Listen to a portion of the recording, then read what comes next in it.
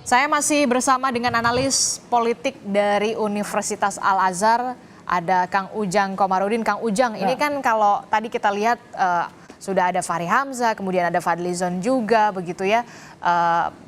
Ada juga mungkin kemungkinan begitu ya, bisa saja ada partai dari luar koalisi yang nanti ikut mengawal begitu. Nah, tadi pertanyaan saya, siapa partai yang kemudian punya peluang atau bergen politik yang cukup tinggi kalau kita melihat dari hasil pemilu kemarin, suara pemilu kemarin? Kalau kita bicara soal bergaining, pertama Nasdem ya. Kenapa? Nasdem, mengapa Nasdem? Ya dia suaranya tinggi, lalu punya jaringan media yang kuat. Oh. Jangan lupa, ya ini kan ya dalam konteks politik sangat diperlukan oleh presiden yang baru gitu. Jadi inilah yang menjadi bergaining paling kuat, paling tinggi. Makanya ketika tanggal 20 Maret mengucapkan selamat gitu, langsung ditemui oleh Pak Prabowo. Itu memang sudah ada tanda-tanda kan, padahal juga Pak Prabowo mengatakan ini sudah lama ini diajak bergabung begitu, iya, sahabat lama. Saya melihat karena Nasdem itu dianggap kuat, maka ya yang dulu lebih diperhatikan. Yang kedua saya lihat PKB. Nah kalau Nasdem basisnya dia nasionalis dan katakanlah media ya, kalau PKB ini basis Islamis, kalangan kekuatan Islam. Jadi menurut saya kombinasi yang bagus juga kalau Nasdem masuk, PKB juga masuk.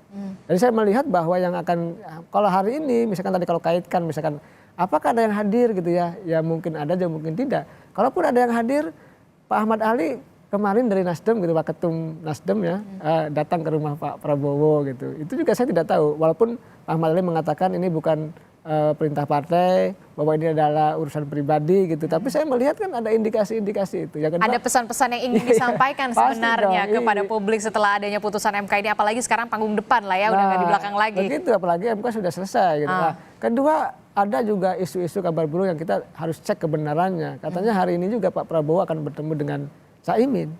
Apakah ini juga pertemuannya entah di mana ataukah di KPU, saya tidak tahu. Semua kemungkinan bisa terjadi ya dalam konteks itu. Karena kan kalau PDIP ada masalah karena ada PT UN. Oke. Kalau PKB tidak ada masalah karena tidak ada gugatan lain. Karena sudah mengucapkan selamat juga walaupun ada catatan kritis dari Caimin. Gitu ya. Saya melihat yang mungkin sekarang agak ada pergeseran dalam konteks untuk bisa bergabung ya Nasdem dengan PKB. Tadi PKS masih tetap ya akan mendorong hak angket karena memang itu yang bisa dilakukan oleh PKS. Karena PKS itu saya melihat ya basis konstituennya itu menginginkan menjadi oposisi. Makanya itu yang harus dijaga. Justru kalau PKS itu dari masuk pemerintah ya rugi. Bisa ditinggalkan oleh pendukung-pendukungnya. Ya memang itu yang harus dilakukan. Maka apa yang dilakukan PKS sudah benar. Nah kalau PDIP saya melihat ada kebatinan yang memang masih kuat ya. Mohon maaf kecewa terhadap Pak Jokowi ya sehingga ya harus terus mati-matian untuk memaksimalkan ya ikhtiar atau usaha untuk bisa katakanlah melakukan apapun yang bisa dilakukan termasuk PT UN itu. Walaupun kita tahu tidak akan merubah hasil. Harus ada yang menjembatani tidak sih sebenarnya untuk pertemuan antara Mega dan juga Prabowo ini? Ya kalau dulu saya melihat ada Pak Taufik Kemas gitu ya, almarhum. Dia bisa menjebatani dengan Pak SBY. Tapi kalau untuk sekarang menurut Anda? Hari ini agak sulit ya. Ibu Mega berteguh pada pendiriannya itu. Mungkin sedang mendelegasikannya kepada Mbak Puan. Mbak Puan bahkan didorong-dorong untuk bisa bertemu dengan Pak Prabowo lebih dulu. Mungkin dalam konteks ya untuk ke depan diproyeksikan untuk seperti itu, ada jembatan-jembatan atau bridging ya komunikasi antara PDIP dengan pihak lain, termasuk dengan pihak Pak Prabowo. Tapi saya melihat begini ya, kalau Pak Prabowo dengan Ibu Megawati nggak ada masalah. Nggak ada masalah. Nggak ada masalah. Yang jadi masalah? Ya, yang jadi masalah adalah tadi sedang ada gugatan ke PT UN itu sehingga PDIP pun menahan diri, karena dianggap nanti kalau bertemu tidak konsisten. Mungkin kalau sudah tuntas persoalan itu bisa juga akan bertemu.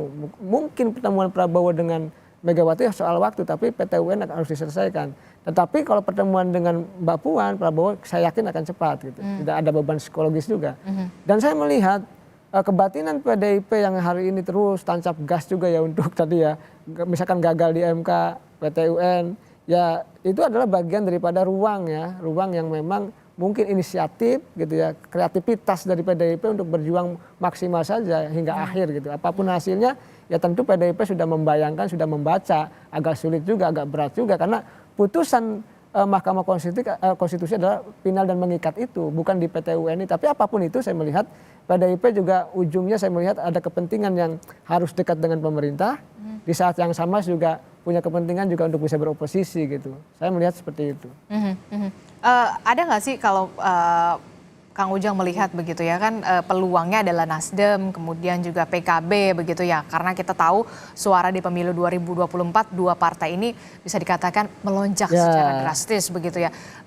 Mungkin nggak sih maksudnya ada syarat-syarat yang mungkin masih terlalu pagi ya membahas soal kursi menteri. Tapi kubunya Prabowo Gibran saja sudah mengatakan, sudah mengintensifkan pembahasan soal itu. Anda melihat ada tawar-menawar di sini? Pasti, kalau saya melihat pasti ya. Kalau partai-partai politik kan tidak mengakui gitu ya. Kan begini Mbak, konstruksi koalisi itu begini. Kenapa Kim itu sudah jelas kursinya itu. Ketika tanda tangan fakta dukungan itu ya, Prabowo Gibran itu sudah pasti menteri mana, portofolio mana yang akan didapatkan Golkar, Gerindra, lalu Demokrat dan PAN. Porsinya sudah jelas. Iya sudah jelas. Syarat dan ketentuan berlaku. Iya itu pasti. Tapi memang mereka tidak akan mengatakan di depan publik karena nanti disebut politik dagang sapi kan. Padahal itu bagian dari power sharing biasa saja. Nah, apakah sekarang gitu PKB Nasdem gitu soal kursi juga? Saya melihat iya. Soal kuantitinya, jumlahnya. Ini yang masih ditarik ulur nampaknya ya. Kan harus proporsional. Agar juga misalkan Kim juga tidak marah kalau terlalu banyak. Iya, apalagi pasti nanti kalau misalkan ada member baru kan koalisinya makin gemuk. Nah, ya kan jatah kursinya juga pasti akan, Anda melihat akan ada potensi gesekan nggak sih? Loh kok ini member baru loh begitu loh. Kalau saya melihat begini, asal tidak merubah ya, asal tidak mengurangi jatah dari Kim itu tidak. Mungkin nanti yang dirubah jatah dari profesional gitu ya, atau dari ahli ataupun jatah dari Gerindranya sendiri. Tapi kalau diutak-atik yang jatah dari ininya mungkin akan ada gesekan seperti itu, Mbak Disti. Oke, kita juga